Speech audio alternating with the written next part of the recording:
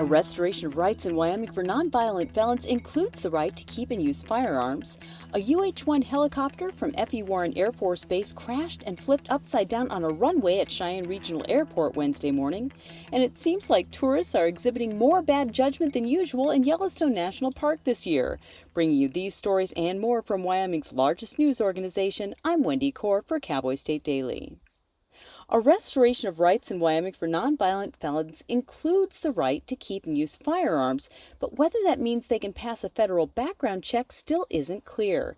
Cowboy State Daily's Mark Hines spoke to a local gun rights advocate and some Wyoming gun dealers about the law that took effect July 1st, apparently without much fanfare. I talked to a gun shop manager here in Laramie, and I talked to a gun shop owner in Riverton, and neither one of them even knew that it had happened. So apparently this hasn't been a very well publicized change. A gun rights advocate told Hines that having and using a gun is one thing, but legally being able to buy a gun, which still requires a federal background check, isn't as clear. As the family of a 15-year-old Cheyenne girl killed in a drive-by shooting mourns, so does the family of the 17-year-old accused of pulling the trigger. The arrest of 17-year-old Johnny Munoz in connection with an April 30th drive-by shooting at Cheyenne's Lincoln Park took all the air out of their world, according to his grandparents, Paul and Patsy Munoz, who raised Johnny since he was 5 years old. Johnny now sits in the Laramie County Juvenile Detention Center waiting for his murder trial. Charged as an adult, Munoz is accused of shooting 15-year-old Bailey Carabajal. Attorneys at his preliminary hearing indicated that the bullet was not meant for the girl, but for her 18-year-old cousin who was also there. Patsy Munoz told Cowboy State Daily, quote, "They make him out to be this horrible, evil person, and that's not Johnny." A UH-1 helicopter from F.E. Warren Air Force Base crashed and flipped upside down on a runway at Cheyenne Regional Airport Wednesday morning. Cowboy State Daily's Leo Wolfson spoke with Chad Brannaman, who witnessed the crash. He said the helicopter made kind of a sharp right turn and basically lost its balance and started plummeting towards the ground. A public information officer for F.E. Warren Air Force Base said the chopper is part of the 37th Helicopter Squadron at the base and was conducting routine training when it experienced a hard landing. Only non-life-threatening injuries have been reported. As of the time this story was posted, the crash site was still an active investigation. I'll be back with more news right after this. At Hilltop Bank, we understand that buying a home is a big decision.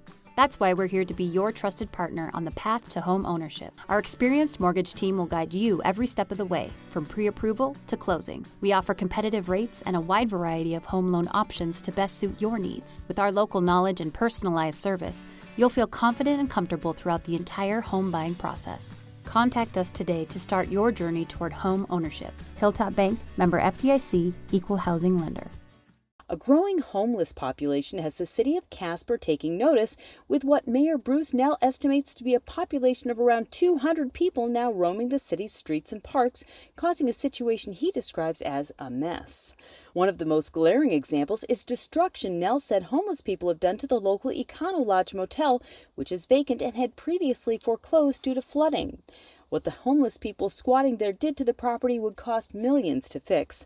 The city had to condemn the property, and the bank that owns the motel was forced to board it up to keep squatters out. The Casper City Council is considering tightening its urban camping and squatting rules to make it less inviting for homeless people to take up shelter in the city, at least until the city can provide more mental health and substance abuse services for this population.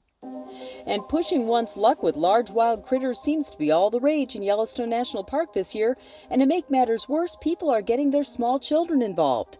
Cowboy State Daily's Mark Hines reports that in the latest and perhaps most egregious display, a group of people, including a man with a child in his arms, were caught on video leaving their vehicles and sprinting directly toward a mother black bear with 2 cubs. This comes on the heels of 2 separate incidences of men with small children in their arms walking right up to bison. And then there was yet another instance of a whole bunch of people, a crowd of maybe 50 people or more, just surrounding, kind of hemming in a mother grizzly with 2 cubs. So the behavior of tourists just seems to be particularly obnoxious in Yellowstone this year.